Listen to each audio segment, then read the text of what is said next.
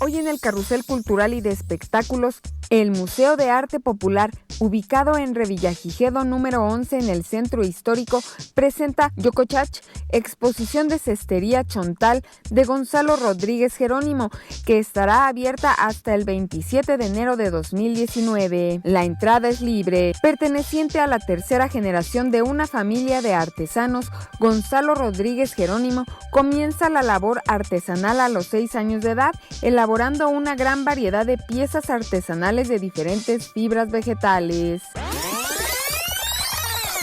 Conoce la gran maqueta de la Ciudad de México que se presenta en futura CDMX Centro Interactivo, ubicado en José Mariano Jiménez número 13 en la Colonia Centro. La gran maqueta es un espacio de conocimiento que mediante tecnología de punta nos acerca a la comprensión del proceso histórico, desarrollo y funcionamiento de nuestra capital mexicana. Cada hora se proyecta un audiovisual elaborado con la técnica de videomapping que narra distintos sucesos históricos de la ciudad, contando con 3 títulos: Latido Milenario, Nuestra Gran Ciudad de México, México Tenochtitlan, Imperio de los Lagos y 19S CDMX.